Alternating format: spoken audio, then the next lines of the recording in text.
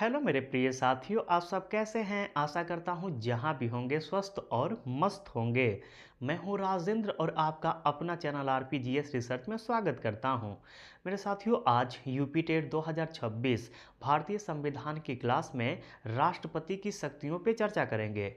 मेरे साथियों, राष्ट्रपति को निम्नलिखित दो प्रकार की शक्तियाँ प्राप्त है। पहला है सामान्यकालीन शक्ति और दूसरा है आपातकालीन शक्ति। तो मेरे साथियों, आइए एक डायग्राम के माध्यम से समझ लेते हैं कि सामान्यकालीन शक्ति में राष्ट्रपति को कौन कौन सी शक्ति प्राप्त है और आपातकालीन शक्ति में राष्ट्रपति को कौन सी शक्ति दिया गया है। तो मेरे साथियों, एक डायग्राम बना लेते हैं प्यारा सा।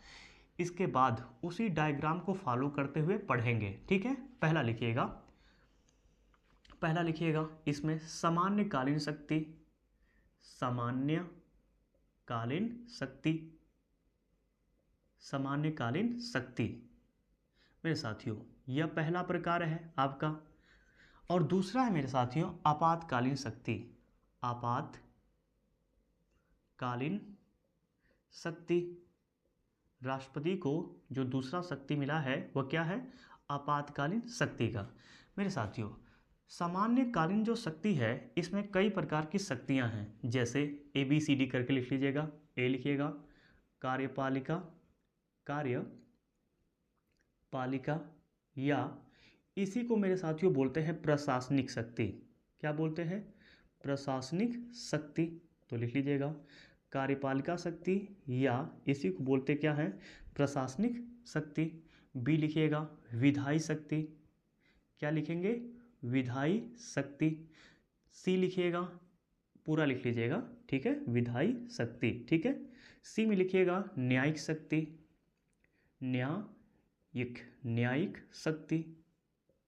न्यायिक शक्ति। ठीक है। डी लिखिएगा वित्तीय शक्ति।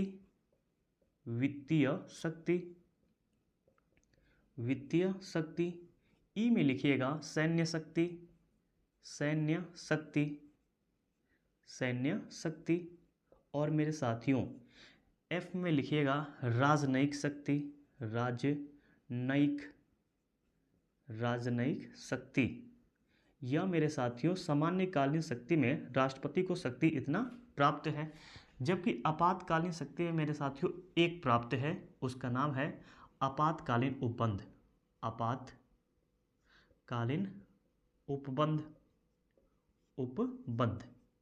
मेरे साथियों, आपातकालीन उपबंध जो आप भाग 18 में पढ़ेंगे और अनुच्छेद 352 से लेकर आप कहाँ तक पढ़ते हैं? 360 तक जो पढ़ते हैं, यह आपकी क्या है? राष्ट्रपति की आपातकालीन शक्तियाँ दिया गया है। तो मेरे साथियों, इस वीडियो में राष्ट्रपति से संबंधित जो भी अन्य प्रावधान है अन्य अनुच्छेदों में, उनको देखने का कार्य करेंगे। ठीक है। अब सर्वप्रथम कार्यपालिका या प्रशासनिक शक्ति हेडिंग डालते हैं और इस पर चर्चा करते हैं। तो हेडिंग डालिएगा कार्यपालिका, या इसी को क्या बोलते हैं? प्रशासनिक शक्ति। ठीक है, कार्यपालिका या प्रशासनिक शक्ति। मेरे साथियों, इसको तो हम लोग पढ़ चुके हैं, लेकिन दोबारा इसको रिपीट कर लेंगे। कार्यपालिका या प्रशासनिक शक्ति के अंतर्गत मेरे साथियों कहा जाता है कि संघ की कार्यपालिका का प्रधान कौन होता है? राष्ट्रपति होता है। किस अनुच्छेद के तहत? तो 53 के तहत। तो पहला ही शक्ति में तो लिख लीजिएगा, पहला क्या कहता है? अनुच्छेद 53 के तहत। किसके तहत? अनुच्छेद 53 के तहत संघ की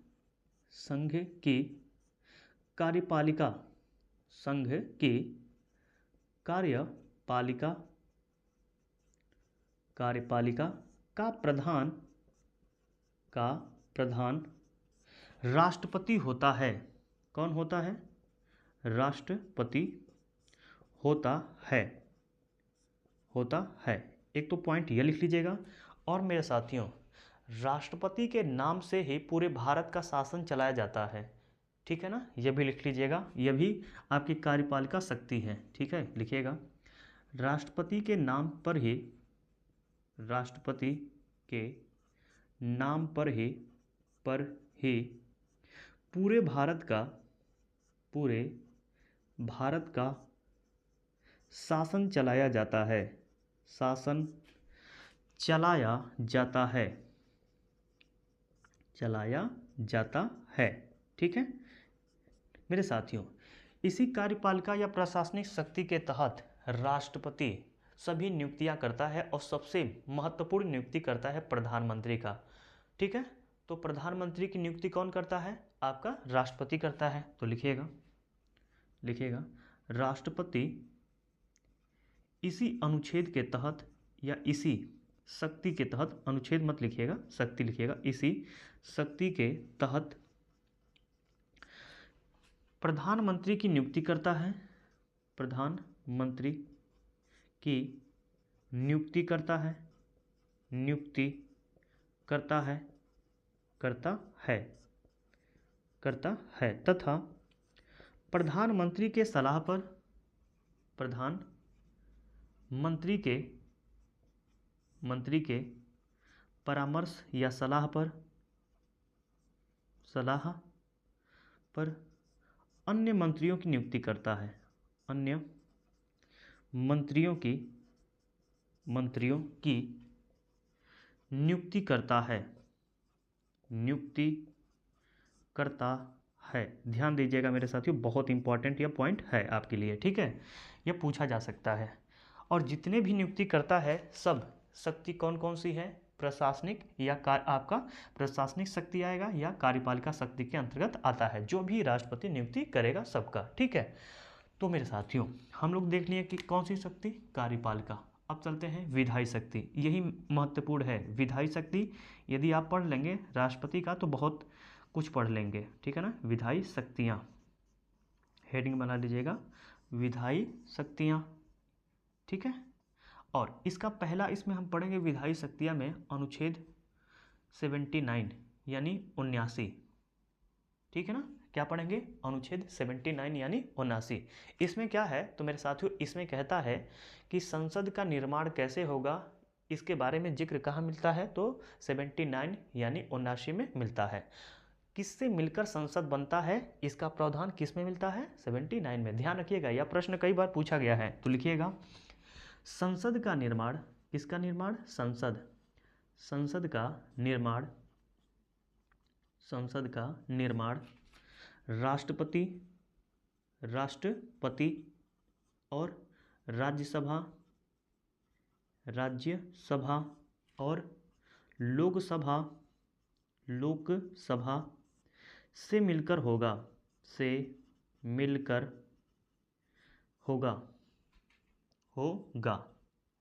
यानी देख लीजिए, यह है हमारा आज का संसद। इसका निर्माण कैसे होता है? तो निर्माण ऐसे होता है, 3 लोग मिलकर बनते हैं। तब पहले होता है राष्ट्रपति। संसद कैसे बनता है? तो राष्ट्रपति से मिलकर बनता है। दूसरा राज्यसभा से मिलकर बनता है। और तीसरा तत्व क्या होना चाहिए? लोकसभा होना चाहिए। आपका राष्ट्रपति का संबंध किस अनुच्छेद से है? तो 52। राज्यसभा का संबंध अनुच्छेद 80 और लोकसभा का संबंध अनुच्छेद 81। ठीक है मेरे साथियों, जो राष्ट्रपति होता है यह संसद का अभिन्न अंग होता है। क्या होता है? अभिन्न अंग होता है। लेकिन यदि पूछ दे कि संसद के कितने सदन हो, तो संसद के 2 सदन हैं। कितने सदन हैं? 2 सदन हैं। कौन कौन से? राज्यसभा और लोकसभा है। राज्यसभा का प्रावधान किस अनुच्छेद में है? तो 80 में है। आगे यहाँ से याद कर लीजिएगा, बहुत काम आएगा। और लोकसभा का प्रावधान किस में है? तो अनुच्छेद 81 में है। संसद का निर्माण कैसे होता है? तो राष्ट्रपति, राज्यसभा और लोकसभा जब मिलते हैं तो हमारा क्या बनता है? एक संस्था बनता है जिसका नाम क्या है? संसद है। और संसद का प्रावधान किस अनुच्छेद में है? तो क्या बताएंगे आप? 80 में बताएंगे। किस शक्ति के अंतर्गत आता है? तो विधायी शक्ति के अंतर्गत आता है। अब चलते हैं मेरे साथियों विधायी शक्ति में अन्य अनुच्छेद पर। लिखिएगा अनुच्छेद 80, ये क्लॉज में है 80 क्लॉज 1, लेकिन क्लॉज याद मत करिएगा, बस 80। इसमें है क्या तो मेरे साथियों, कहा जाता है कि राष्ट्रपति राज्यसभा में 4 क्षेत्रों में 12 लोगों को मनोनीत करता है। कितने क्षेत्रों में? 4। कला, साहित्य, विज्ञान, समाज सेवा। ठीक है ना, आइए लिख लेते हैं। लिखिएगा राष्ट्रपति राज्यसभा में कहाँ पे? राज्यसभा में। राज्यसभा में कला, कला, साहित्य, साहित्य, विज्ञान, विज्ञान, समाज सेवा, कौन सा सेवा? समाज सेवा के क्षेत्र में,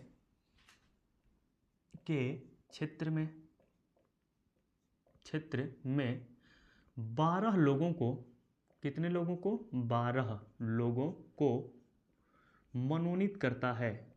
मनोनीत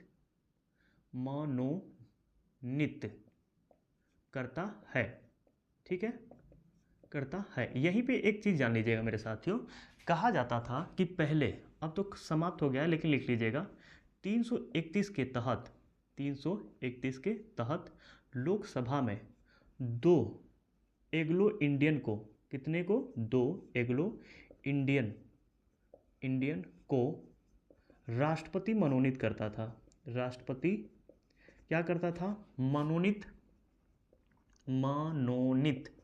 करता था, ठीक है, ध्यान रखिएगा, मनोनीत करता था। लेकिन मेरे साथियों, इसे क्या किया गया? 104वां संविधान संशोधन, 104, ठीक है ना, ध्यान रखिएगा, संविधान संशोधन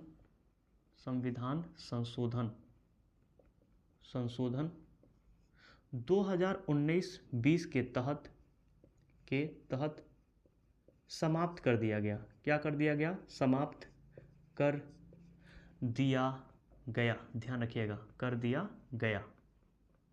अब जो 2 एंग्लो इंडियन मनोनीत होते थे 2019 से पहले मेरे साथियों, वह 104वां संविधान संशोधन 2019-20 के तहत क्या कर दिया गया? समाप्त कर दिया गया। एक बात ध्यान रखिएगा, एंग्लो इंडियन आपको बाद में पढ़ाएंगे तो बता देंगे, या कभी जब पढ़ाएंगे तो बता देंगे। इसका आपका परिभाषा है अनुच्छेद 366 में, ध्यान रखिएगा, किसमें है? 366 में है, ठीक है, इतना बस ध्यान रखिएगा, काम हो जाएगा आपका। अब चलते हैं मेरे साथियों अनुच्छेद 85 की तरफ। अनुच्छेद 85 की तरफ, इसमें क्या है? तो यही तो अनुच्छेद है जहाँ से प्रश्न भर भर के पूछता है।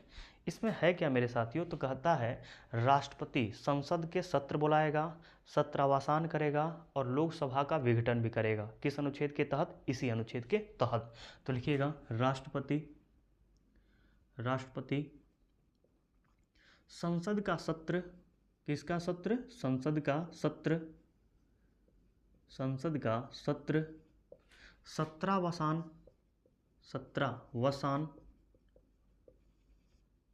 विघटन करने का प्रावधान है। तो इसमें समझने लायक है, यदि इसको आर्टिकल को नहीं समझेंगे तो बहुत सारे प्रश्न गलत कर देंगे। समझना क्या है? तो हमें समझना है संसद के सत्र क्या होता है, सत्रावसान क्या होता है, और विघटन क्या होता है, यह किस चिड़िया का नाम है। तो आइए पहले हेडिंग डालते हैं, संसद के सत्र और कौन कौन क्या कौन बुलाता है यह भी जानेंगे। तो हेडिंग डाल लीजिएगा संसद के सत्र। मेरे साथियों, संसद का सत्र लोकसभा और राज्यसभा में दोनों में होता है, ठीक है। तो इसे बुलाने का कार्य कौन करता है? राष्ट्रपति करता है। लिखिएगा लोकसभा और राज्यसभा का सत्र बुलाने का कार्य अभी बता देंगे कि सत्र क्या होता है, पहले लिख लीजिएगा। लोकसभा और राज्यसभा का सत्र बुलाने का कार्य राष्ट्रपति करता है।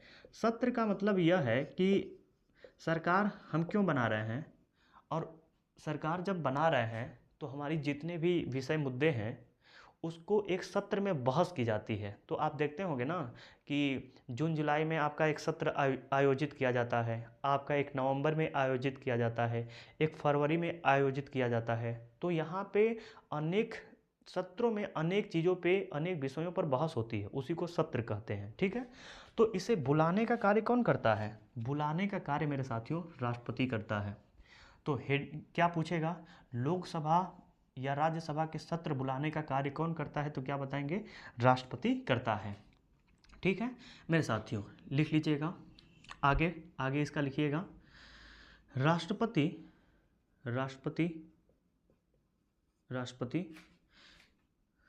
लोकसभा और राज्यसभा, लोकसभा और राज्यसभा का सत्र बुलाता है वर्ष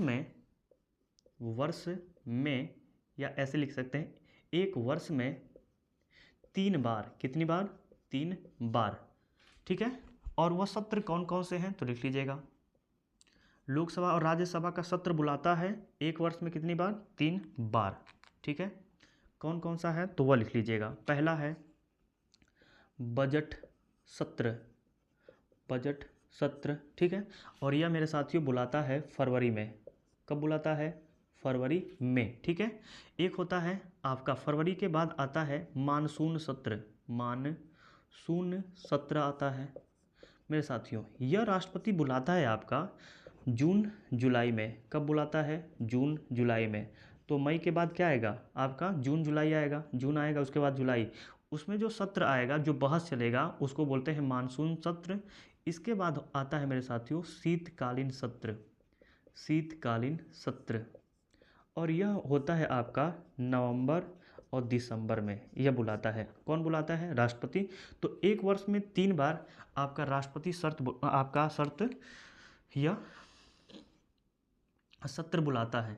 लेकिन मेरे साथियों यदि पूछ दे कि राष्ट्रपति एक वर्ष में कितने बार सत्र बुला सकता है, तो यह मत बताइएगा कि 3 बार, एक वर्ष में 3 बार बुलाएगा। नहीं, ऐसा नहीं है। यह तो मिनिमम है कि यह 3 बार बुलाता है। यदि राष्ट्रपति चाहे तो एक साल में हजारों आपका शर्त बुला सकता है, सत्र बुला सकता है, सॉरी सत्र बुला सकता है। ठीक है ना, यह ध्यान रखिएगा। तो लिख लीजिएगा यहीं पे, राष्ट्रपति राष्ट्रपति राष्ट्रपति एक वर्ष में कई सत्र बुला सकता है। और यहीं पे एक चीज़ ध्यान रखिएगा, बहुत बार पूछा गया है मेरे साथियों, एक सत्र से दूसरे सत्र के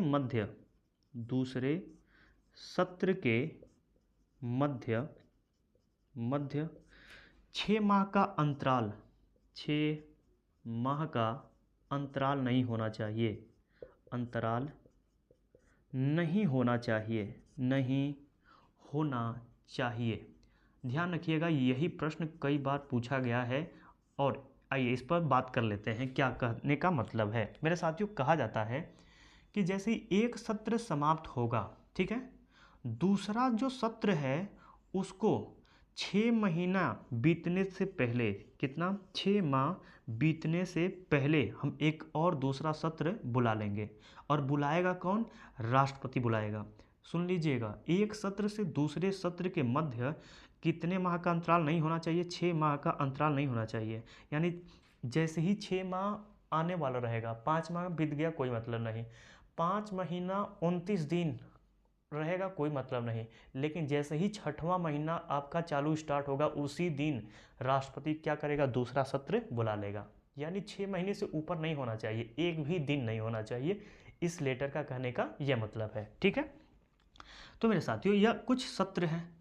अब आते हैं 17, आपका जो दूसरा वर्ड है 17वसान, इसका मतलब क्या है तो वह भी जान लेते हैं। तो हेडिंग डालिएगा 17वसान, 17वसान। मेरे साथियों 17वसान क्या होता है, तो कहा जाता है किसी सत्र का समापन करना ही।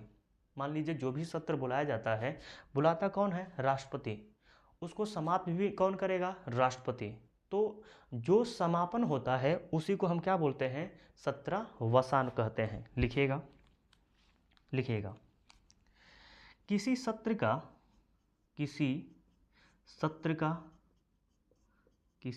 का समापन को ही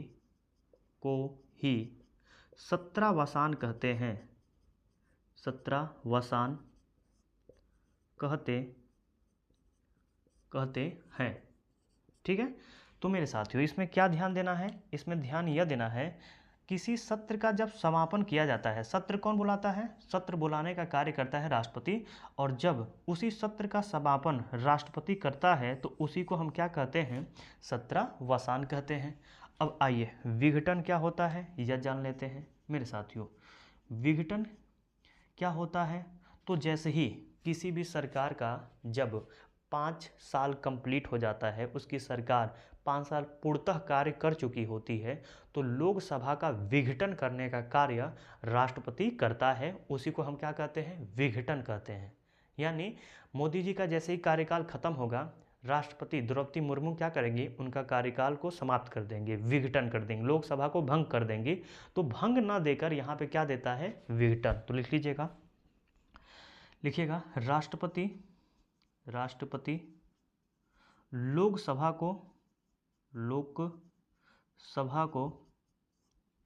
को कार्यकाल, लिखिएगा सरकार के कार्यकाल खत्म होने पर, सरकार के कार्यकाल खत्म होने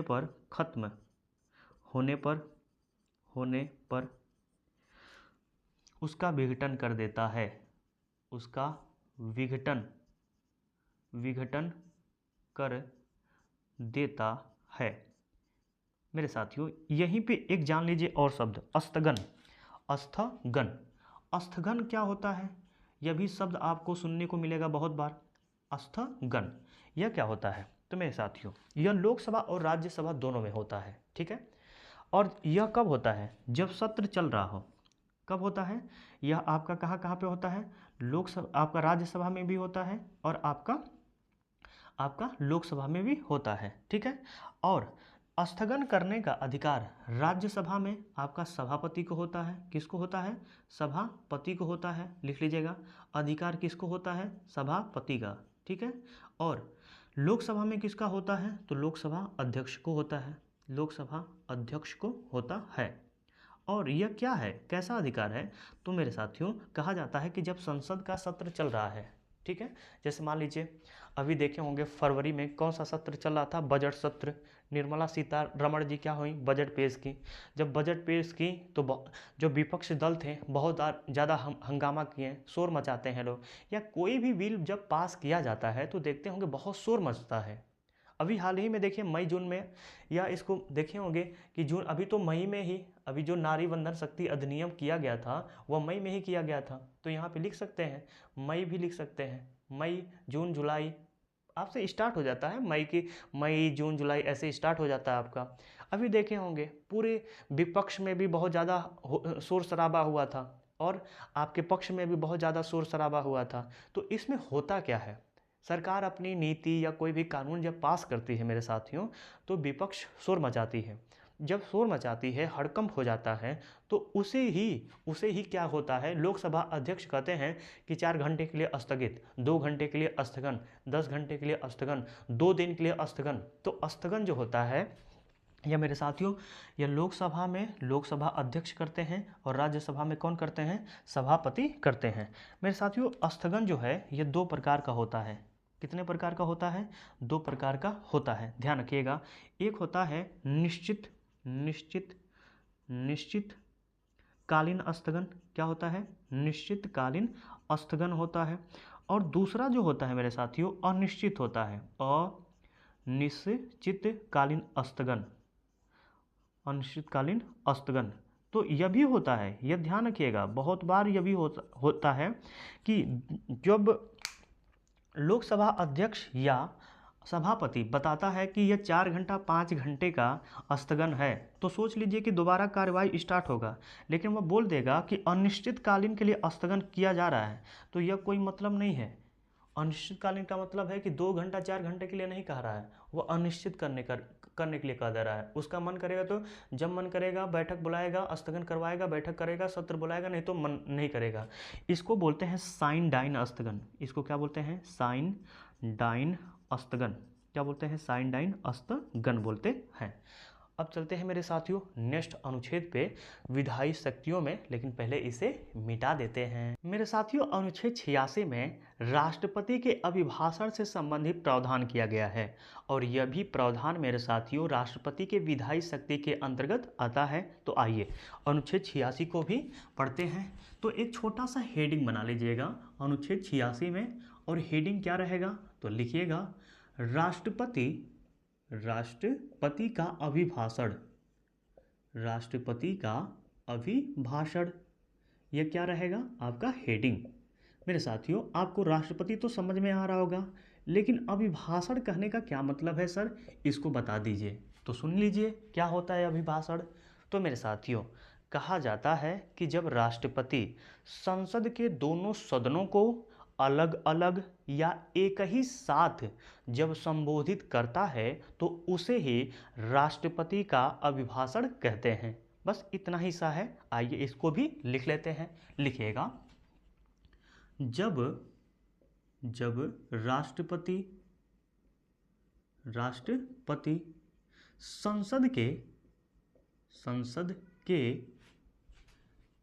संसद के दोनों सदनों को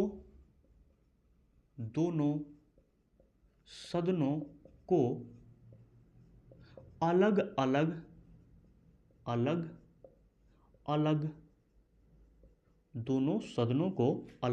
अलग या एक साथ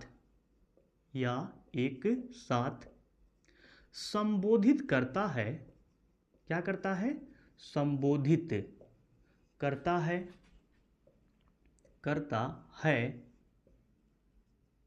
तो उसे राष्ट्रपति का अभिभाषण कहते हैं। तो उसे राष्ट्रपति का अभिभाषण कहते हैं। मेरे साथियों यदि आप यह लेटर को याद नहीं करना चाहते हैं तो कोई बात नहीं, बस आपको याद क्या रखना है कि अनुच्छेद 86 में क्या प्रावधान किया गया है। तो अनुच्छेद 86 में है राष्ट्रपति का अभिभाषण, लेकिन इसको तोड़ के सरल रूप में इतना आपका लेटर बना दिया गया है कि जब राष्ट्रपति संसद के दोनों सदनों को अलग अलग या एक ही साथ क्या करता है, संबोधित करता है, तो उसे ही हम क्या कहते हैं, राष्ट्रपति का अभिभाषण कहते हैं। ठीक है मेरे साथियों, अनुच्छेद 87 का संबंध भी आपके राष्ट्रपति से ही है और विधायी शक्ति के अंतर्गत आता है। इसमें है क्या, तो मेरे साथियों इसमें राष्ट्रपति का विशेष अभिभाषण का प्रावधान किया गया है। तो एक छोटा सा इसमें भी हेडिंग बना लीजिएगा, लिखिएगा राष्ट्रपति का विशेष अभिभाषण।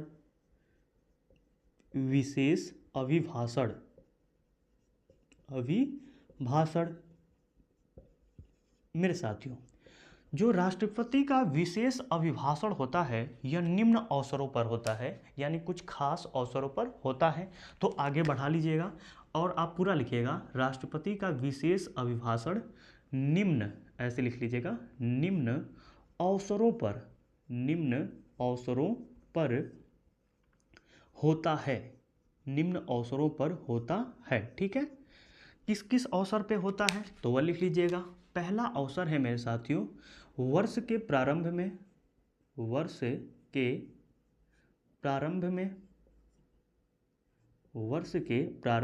में एक तो इस अवसर पर राष्ट्रपति का विशेष अभिभाषण होता है, और दूसरा मेरे साथियों लिख लीजिएगा नया लोकसभा के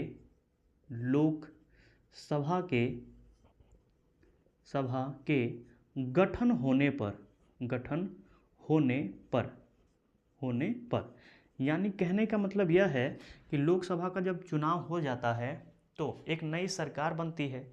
जब नई सरकार बनती है तो उसी को हम क्या बोलते हैं, नया लोकसभा का गठन बोलते हैं। ठीक है, तो मेरे साथियों जो राष्ट्रपति का विशेष अभिभाषण होता है वह कितने अवसरों पर होता है, 2 अवसरों पर होता है। एक वर्ष का जब प्रारंभ होता है तब होता है, और दूसरा जब नया लोकसभा का गठन होता है तब हम क्या करते हैं, राष्ट्रपति का विशेष अभिभाषण होता है। जो यह भाषण तैयार करता है मेरे साथियों, वह तैयार करता है कैबिनेट। कैबिनेट तैयार करता है, यानी मंत्री मंडल तैयार करते हैं, मंत्री तैयार करते हैं। और यह जो अभिभाषण होता है मेरे साथियों, यह सरकार की नीतियों के बारे में बताया जाता है। सरकार की नीतियाँ इसमें डिसाइड की जाती है कि सरकार आगे क्या क्या करने वाली है। ठीक है, तो यह है आपका अनुच्छेद 87 और यह भी विधायी शक्ति के अंतर्गत आती है। अब चलते हैं नेक्स्ट अनुच्छेद पे और लिखिएगा 108। इसमें क्या है तो मेरे साथियों, इसमें है संयुक्त बैठक। ठीक है, क्या है, संयुक्त बैठक का प्रावधान है। और यह आप very very very very very very very very important कर लीजिएगा। 1000 बार नहीं, कई बार पूछा गया है, तो आपके लिए बहुत इंपॉर्टेंट है यह। ठीक है ना।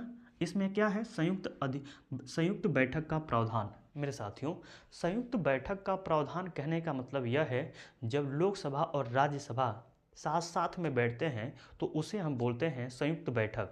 और यह बैठक बुलाने का कार्य राष्ट्रपति करता है। तो आगे जोड़ लीजिएगा, संयुक्त बैठक लिखिएगा, संयुक्त बैठक राष्ट्रपति बुलाता है। लिखिएगा, संयुक्त बैठक राष्ट्रपति बुलाता है। राष्ट्रपति बुलाता है। ध्यान रखिएगा, कंफ्यूज मत होइएगा। संयुक्त बैठक कौन बुलाता है, राष्ट्रपति बुलाता है। तो याद क्या करना है, इतना याद करना है कि संयुक्त बैठक कौन बुलाता है, तो राष्ट्रपति बुलाता है। या जब बुलाता नहीं होगा तो यहाँ पे शब्द होगा आहूत करना। आहूत, ठीक है ना। आहूत का मतलब होता है बुलाना। तो संयुक्त बैठक कौन बुलाता है, राष्ट्रपति बुलाता है। कारण क्या है बुलाने का, तो लिख लीजिएगा, कारण क्या होता है, कारण जहां पर राष्ट्रपति लोकसभा और राज्यसभा दोनों का बैठक एक साथ करवाता है। कारण क्या होता है, तो विधेयक पर आपका गतिरोध उत्पन्न जब हो जाता है, किसी कानून को पारित करने के लिए मेरे साथियों जब गतिरोध उत्पन्न हो जाता है, उस परिस्थिति में राष्ट्रपति लोकसभा और राज्यसभा का दोनों संयुक्त बैठक करता है। किस अनुच्छेद के तहत, तो 108 के तहत। तो लिख लीजिएगा, विधेयक, क्या लिखेंगे, विधेयक पर गतिरोध उत्पन्न होने पर, गतिरोध उत्पन्न होने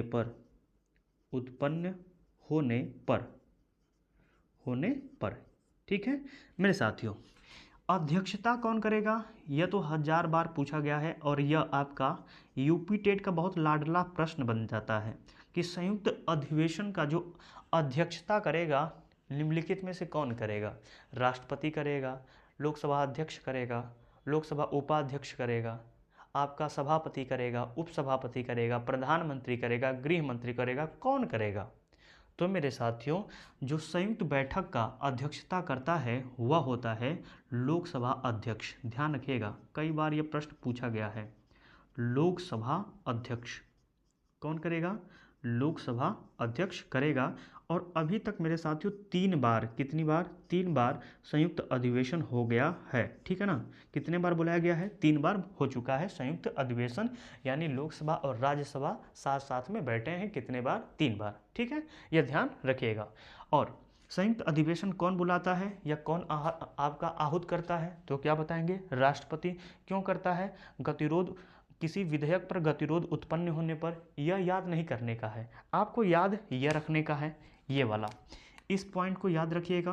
और संयुक्त अधिवेशन किस अनुच्छेद में है, तो आप क्या बताएंगे, अनुच्छेद 108, यह पॉइंट याद रखिएगा। और तीसरा पॉइंट कि इसकी अध्यक्षता कौन करेगा, तो अध्यक्षता करता है लोकसभा का उपाध्यक्ष। ठीक है, यह ध्यान में रखना है आपको। अब चलते हैं मेरे साथियों विधायी शक्ति में आपका अनुच्छेद 111 पर। 111 इसको आगे भी पढ़ेंगे अनुच्छेद 111 को, क्योंकि यहाँ से थोड़ा सा प्रश्न ज़्यादा पूछ लेता है और समझने लायक भी है। ठीक है ना। इसमें है क्या, तो मेरे साथियों कहा जाता है कि जब राष्ट्रपति किसी विधेयक पर हस्ताक्षर कर देता है, सिग्नेचर कर देता है, तो वह विधेयक कानून या एक्ट बन जाता है। ठीक है, मान लीजिए यदि नहीं करे तो कानून नहीं बनेगा। तो मेरे साथियों इस अनुच्छेद के तहत राष्ट्रपति को कुछ शक्तियां भी मिल जाती है, जैसे कोई विधेयक पर नो भी कह सकता है, किसी विधेयक पर यस भी कर सकता है, कोई किसी विधेयक पर पुनर्विचार के लिए भी लौटा सकता है। इसी के तहत मेरे साथियों आपके आपके कई सारे विधेयक पर राष्ट्रपति में काफ़ी विरोधाभास हुआ है और सरकार के मध्य। जैसे आप सबसे इसका ज़बरदस्त उदाहरण आता है आपके डाकघर संशोधन विधेयक 1986, जिसमें आपके ज्ञानी जैल सिंह जी क्या थे, उस समय राष्ट्रपति थे और राजीव गांधी प्रधानमंत्री थे।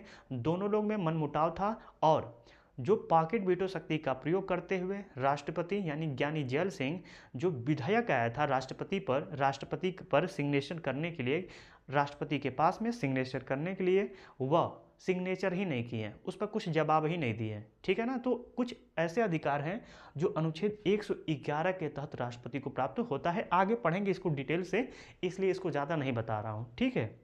जब हम लोग विधेयक पढ़ेंगे कि विधेयक क्या होता है, धन विधेयक क्या होता है, संविधान संशोधन विधेयक क्या होता है, साधारण विधेयक क्या होता है, तब वहाँ पे इसको डिटेल से पढ़ेंगे और डिटेल से बताएंगे भी, ठीक है। तो थोड़ा सा लिख लीजिएगा, बस यहाँ पे लिखिएगा, जब राष्ट्रपति किसी विधेयक पर, किस पर, विधेयक का मतलब जो हमारा बिल होता है, जो हम क्या कहते हैं, बिल, कोई भी बिल ले आते हैं, जब पारित हो जाता है तो कानून बन जाता है। तो जब राष्ट्रपति किसी विधेयक पर हस्ताक्षर क्या करता है, हस्ताक्षर कर देता है तो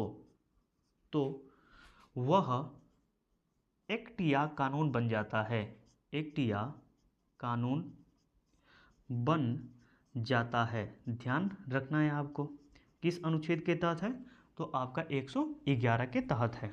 अब आइए सबसे मज़ेदार आपका 1, 2, 3 यानी 123 अनुच्छेद पे, और इसमें क्या है, तो हेडिंग बना लीजिएगा, राष्ट्रपति का अध्यादेश जारी करना। सबसे ज़्यादा पूछा गया है कि राष्ट्रपति किस अनुच्छेद के तहत अध्यादेश जारी करता है, तो अनुच्छेद 123 के तहत। तो हेडिंग डाल लीजिएगा, राष्ट्रपति का अध्यादेश जारी करना, यह क्या है, हेडिंग है, जारी करना। और इस हेडिंग को हल्के में ना लीजिएगा, कई बार यहाँ से प्रश्न सीधे पूछा गया है कि अध्यादेश का प्रावधान किस अनुच्छेद में है, तो 123। किस अनुच्छेद के तहत राष्ट्रपति अध्यादेश जारी करता है, तो अनुच्छेद 123, ठीक है ना। आइए अब समझ लेते हैं कि अध्यादेश क्या होता है। मान लीजिए मेरे साथियों, किसी विषय पर कोई कानून नहीं बनाया गया है, एक ऐसा विषय, नवीन विषय आ गया है जिस पर कानून नहीं बना है और कोई सत्र भी नहीं चल रहा है, यानी सरकार का कोई सत्र नहीं चल रहा है, लोकसभा बंद है, राज्यसभा बंद है, ताला लगा हुआ है, ठीक है। उस स्थिति में यदि मान लीजिए किसी विषय पर कानून बना रहे तो कौन बनाएगा, तो उस विषय पर मेरे साथियों कानून बनाने का अधिकार राष्ट्रपति को होता है और राष्ट्रपति अनुच्छेद 123 के तहत उस विषय पर कानून बनाती है, तो उसी नवीन कानून को हम क्या कहते हैं, अध्यादेश कहते हैं। मेरे साथियों जो अध्यादेश होता है, राष्ट्रपति संघ सूची और समवर्ती सूची पर यह कानून बना सकता है, यह भी ध्यान में रखिएगा। और दूसरा सबसे इम्पॉर्टेंट बात यह ध्यान रखना है आपको कि जो यह अध्यादेश होता है, जब सत्र प्रारंभ होता है तो 42 दिनों तक लागू रहेगा। 42 दिनों के बाद वह समाप्त होगा। क्यों समाप्त हो जाएगा, यदि मेरे साथियों लोकसभा और राज्यसभा उसको पारित नहीं करती है, तब पारित कर देती हैं साधारण बहुमत से, जो आपका राष्ट्रपति अध्यादेश जारी किया रहता है उसको 42 दिन के अंदर, कितने दिन के, 42 दिन के अंदर, यानी 6 सप्ताह के अंदर, 42 दिन मत याद करिएगा लेकिन 6 सप्ताह याद कर लीजिएगा, ठीक है ना। 6 सप्ताह के अंदर यदि उसे साधारण बहुमत से पारित कर देती है तो वही अध्यादेश कानून बन जाता है। कितने दिन के अंदर, 42 दिन या 6 सप्ताह के अंदर यदि उस कानून को, जो अध्यादेश होता है, उस कानून को यदि पारित कर देती है तो अध्यादेश ही क्या हो जाता है, कानून बन जाता है। आइए लिख लीजिएगा, बहुत इंपॉर्टेंट है। एक डायग्राम के माध्यम से एक डायग्राम के माध्यम से समझ लेते हैं। थोड़ा सा गला फंस गया है, एक डायग्राम के माध्यम से इसे समझ लेते हैं। आइए देखिए मेरे साथियों, लिख लीजिएगा। जब जब संसद संसद का सत्र संसद का सत्र न चल रहा हो चल रहा हो रहा हो तो किसी विषय पर किसी विषय पर किसी विषय पर राष्ट्रपति आवश्यकता अनुसार अध्यादेश जारी कर सकता है। अध्यादेश जारी कर सकता है जारी कर सकता है ठीक है, कर सकता है। अब देखिए मेरे साथियों, सेकेंड पॉइंट लिखिएगा। अध्यादेश लिखिएगा। अध्यादेश अध्यादेश एक कानून की तरह, एक विधि या कानून की तरह ही कार्य करता है। जैसे कोई विधि है या कोई कानून है, उसी की तरह मेरे साथियों अध्यादेश होता है। ऐसा नहीं होता कि इसमें मनमानी आप करेंगे, नहीं, एक कानून ही होता है। ठीक है, लिखिएगा। संसद के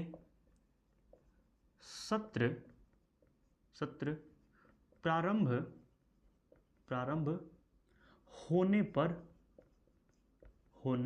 पर 6 सप्ताह कितने सप्ताह?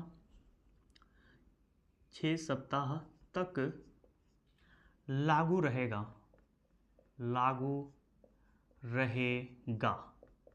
तो इस पॉइंट में आपको क्या ध्यान देना है कि संसद का सत्र जब क्या होगा, आरंभ होगा, तो यह कितने सप्ताह तक? 6 सप्ताह तक, या इसी को हम क्या कहते हैं, आपका 42 दिन। एक सप्ताह में कितना दिन होता है? 7 दिन, तो 7 छके 42 दिन, ठीक है, तक क्या होगा, लागू रहेगा। इसके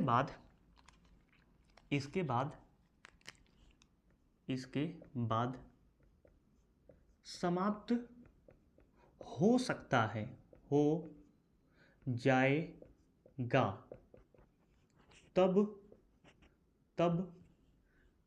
जब लोकसभा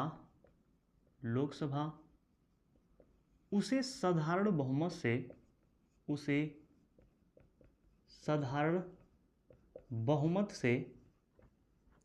बहुमत से पारित न करे तो मतलब कहने का मतलब यह है कि 42 दिन के बाद समाप्त हो जाएगा तब जब आपका लोकसभा यानी लोकसभा उसे साधारण बहुमत से पारित नहीं करती है, तब समाप्त होगा।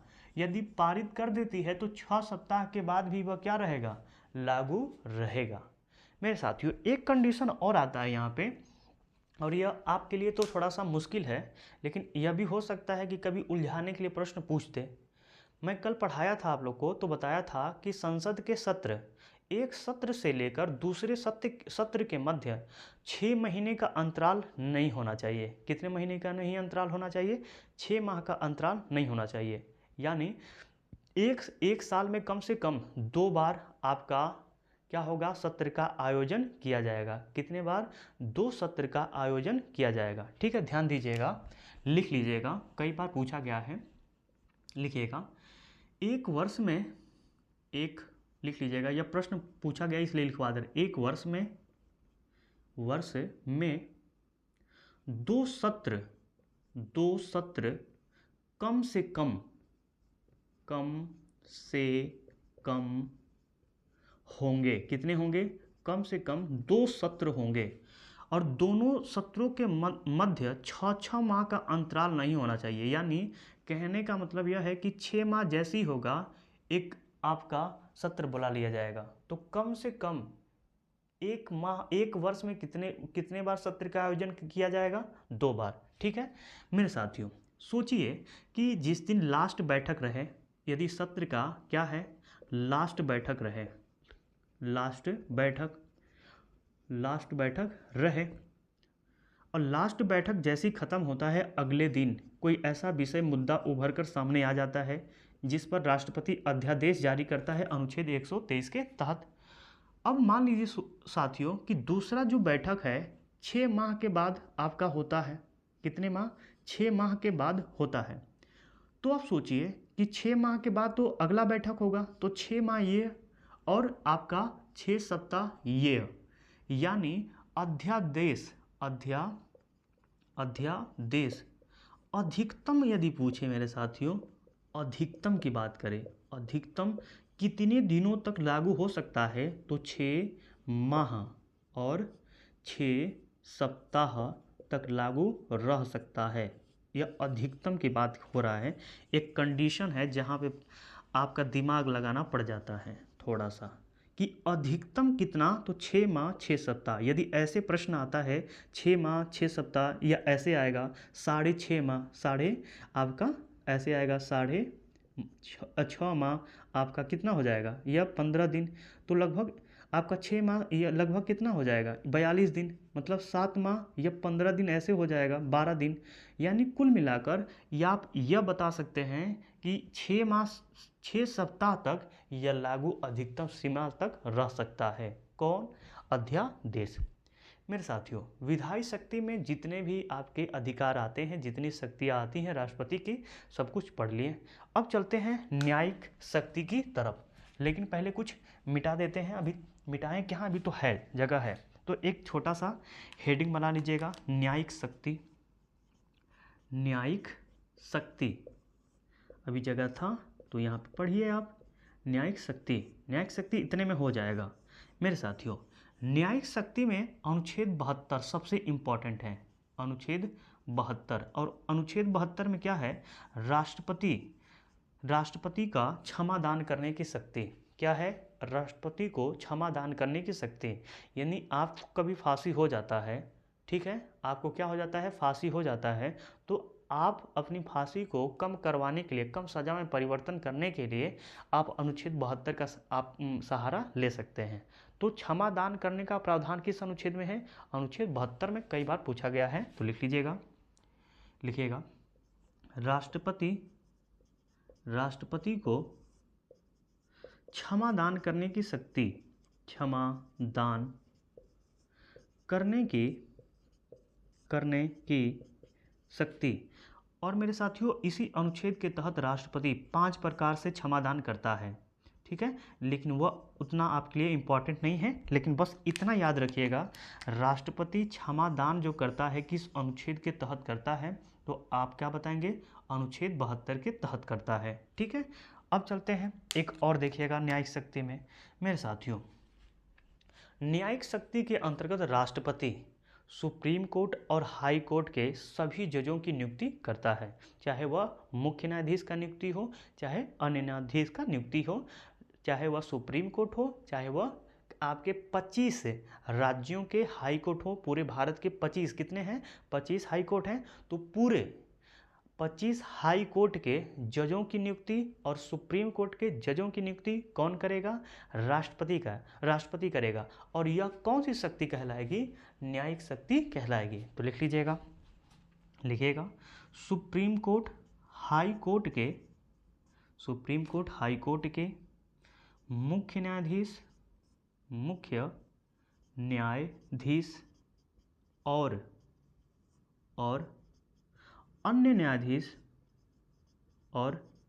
अन्य न्यायाधीश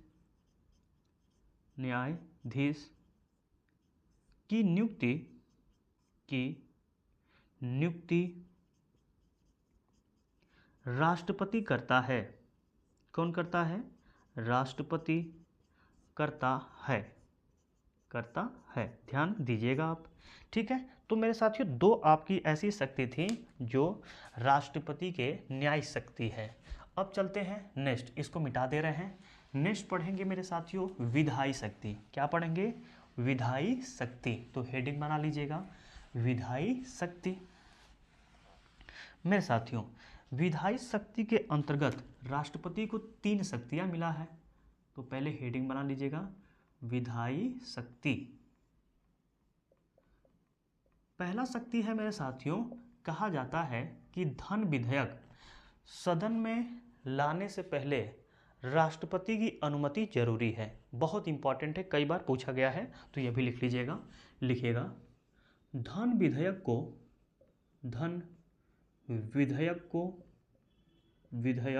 को लोकसभा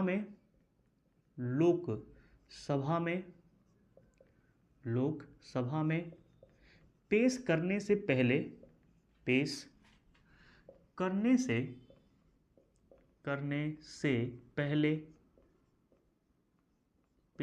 से पहले राष्ट्रपति की अनुमति जरूरी है। राष्ट्रपति की अनुमति जरूरी है। यह बात को ध्यान में रखना है आपका। क्या कह रहा है? तो कह रहा है कि जो धन विधेयक है यह लोकसभा में पेश तो किया जाएगा, सर्वप्रथम लोग ही सभा में पेश किया जाता है, लेकिन लोकसभा में पेश करने से पहले क्या किया जाएगा?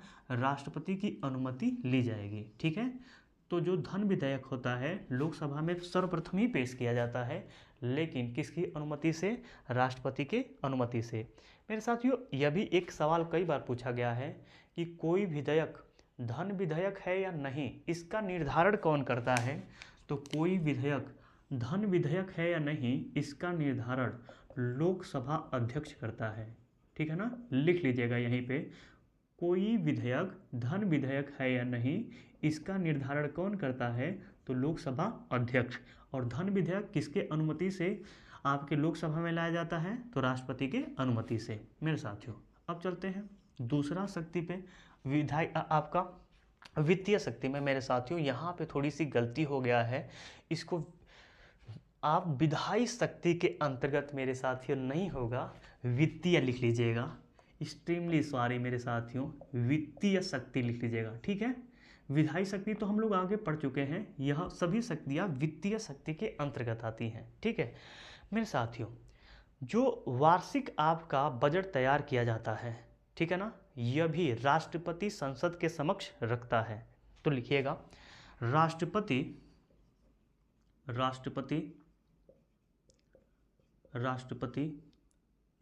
एक वर्ष का या वार्षिक बजट संसद के पटल पे रखता है। संसद के पटल पर रखता है। पटल पर रखता है। ध्यान दीजिएगा कि जो राष्ट्रपति क्या करता है कि जो आपका वार्षिक बजट होता है, एक साल का बजट होता है, यह क्या करता है? संसद के पटल पर रखवाने का कार्य करता है। कौन? राष्ट्रपति। ठीक है, अब आइएगा नेक्स्ट मेरे साथियों, केंद्र और राज्यों के मध्य जो राजस्व का बंटवारा होता है, वह बंटवारा के लिए वित्त आयोग का गठन राष्ट्रपति ही करता है, अनुच्छेद 280 के अंतर्गत। तो लिख लीजिएगा, यह वित्तीय शक्ति में लिखेगा, केंद्र और राज्य के मध्य राजस्व का बंटवारा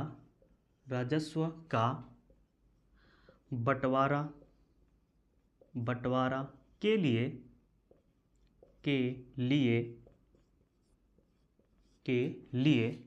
वित्त आयोग का, किस आयोग का? वित्त आयोग। मेरे साथियों यह भी कई बार पूछा गया है, वित्त आयोग का गठन किस अनुच्छेद के तहत किया गया है, या वित्त आयोग किस अनुच्छेद में है, यह भी आपके यूपी टेट में प्रश्न बना है। ठीक है ना, तो वित्त आयोग का गठन करता है अनुच्छेद 280 के तहत। अनुच्छेद 280 के तहत। ठीक है, तो इसमें आपको क्या याद रखना है, यह केंद्र और राज्य के मध्य राजस्व का बंटवारा कौन करता है, तो केंद्र और राज्य के मध्य राजस्व का बंटवारा वित्त आयोग करता है। और वित्त आयोग का प्रावधान किस अनुच्छेद में है, तो वित्त आयोग का प्रावधान मेरे साथियों अनुच्छेद 280 में है। ठीक है, इतना याद रखिएगा मेरे साथियों। वित्तीय शक्तियाँ में यह 3 शक्ति बहुत इंपॉर्टेंट थी। एक बचा और शक्ति है जिसका नाम है सैन्य शक्ति। आइए उसको भी देख लेते हैं, लिखिएगा सैन्य शक्ति। मेरे साथियों सैन्य शक्ति में लिखेंगे कि राष्ट्रपति तीनों सेनाओं का सर्वोच्च अधिकारी होता है, या लिख सकते हैं राष्ट्रपति तीनों सेनाओं का सर्वोच्च कमांडर होता है। तो लिखिएगा राष्ट्रपति तीनों सेनाओं यानी जल थल और वायु तीनों सेनाओं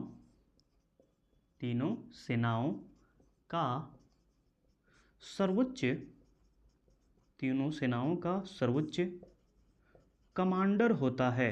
क्या होता है, कमांडर होता है। तो मेरे साथियों जो सामान्य कालीन शक्तियां थी उनको पढ़ने का कार्य किए हैं। बस राष्ट्रपति का एक शक्ति और पढ़ेंगे जिसको हम बोलते हैं राष्ट्रपति का वीटो पावर। और वीटो पावर में हम 3 वीटो पावर को पढ़ने का कार्य करेंगे। ठीक है, तो आइए हेडिंग डाल लीजिएगा, राष्ट्रपति के वीटो पावर। मेरे साथियों राष्ट्रपति को वीटो पावर के तहत 3 प्रकार के वीटो पावर की शक्ति मिलता है। पहला है अत्यांतिक या उसी को बोलते हैं निरपेक्ष वीटो पावर।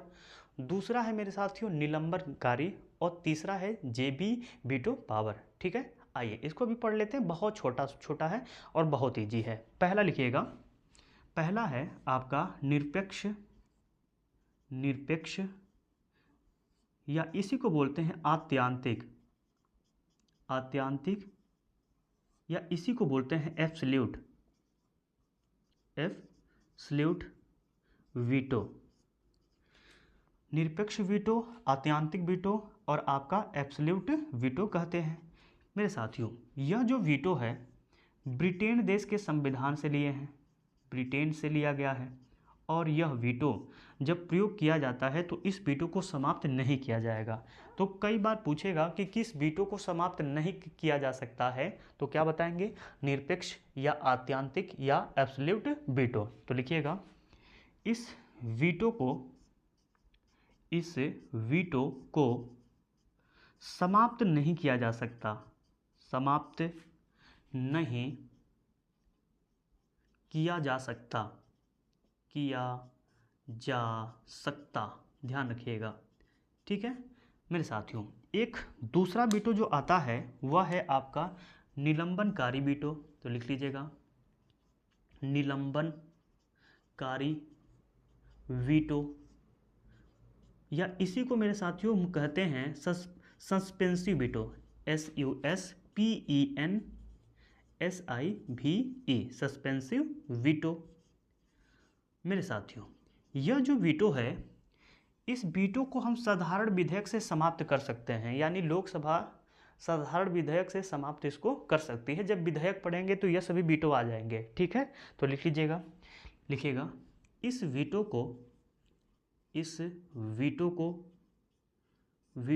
को साधारण बहुमत से, किस बहुमत से, साधारण बहुमत से समाप्त कर सकते हैं,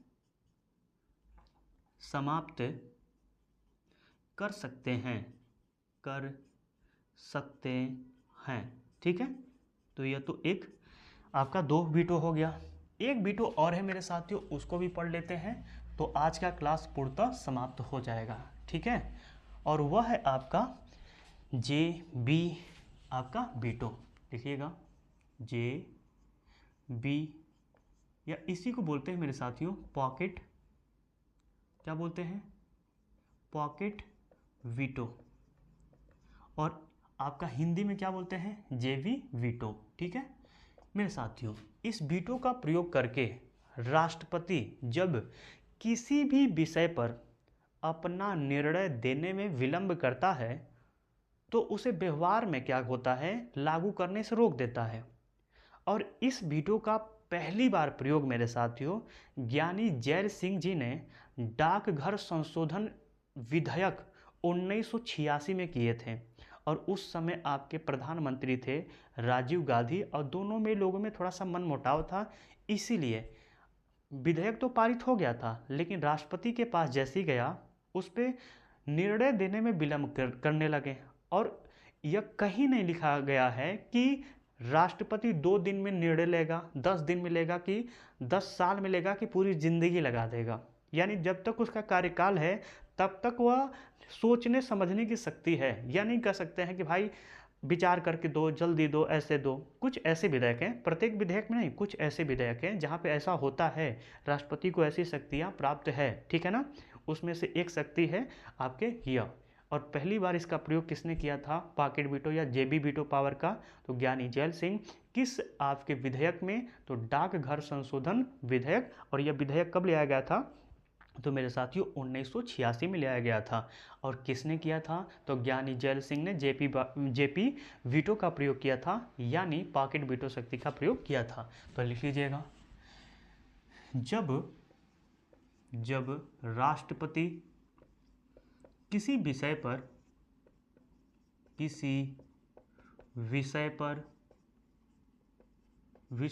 पर अनुमति देने में विलंब करे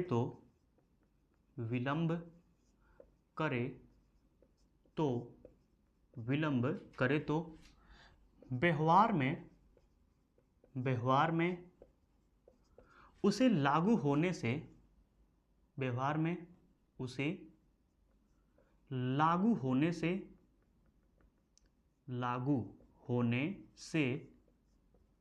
रोक देता है। ठीक है ना। लिख लीजिएगा, जो संशोधन है लिखिएगा, डाकघर संशोधन विधेयक 1986 में इस वीटो का प्रयोग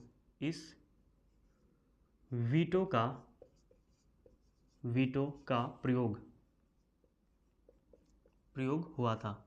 और लिख लीजिएगा, राष्ट्रपति कौन थे, यह भी कई बार पूछा गया है। तो राष्ट्रपति लिख लीजिएगा, ज्ञानी जैल सिंह जी। कौन थे, जैल सिंह। ठीक है, इतना तो इसको बस याद कर लीजिएगा, आपके पेपर में जहाँ से भी प्रश्न बने सब आ जाएगा। ठीक है ना। डाकघर संशोधन विधेयक कब आया था, 1986 में। और कौन थे, ज्ञानी जैल सिंह जी थे। और आप पीएम भी लिखना चाहते हैं तो लिख सकते हैं, राजीव गांधी। कौन थे, राजीव गांधी जी थे। तो मेरे साथियों, राष्ट्रपति से संबंधित जो भी महत्वपूर्ण शक्तियाँ थी उन सबको देख लिए। आपका एक शक्ति राष्ट्रपति का बस बाकी है, उसका नाम है राष्ट्रीय आपातकाल की शक्ति, जो आपका भाग 18 में है। उसको अलग से एक वीडियो में पढ़ेंगे। तो मेरे साथियों, आज के लिए इतना ही रहने देते हैं। आज का जो वीडियो है आपको कैसा लगा, यदि अच्छा लगा होगा तो इस वीडियो को ज़्यादा से ज़्यादा शेयर करिएगा। और जो मेरे मित्र अभी इस चैनल पर नए हैं वो इस चैनल को सब्सक्राइब भी कर लेंगे। मिलते हैं नेक्स्ट वीडियो में नेक्स्ट टॉपिक के साथ। आज के लिए धन्यवाद।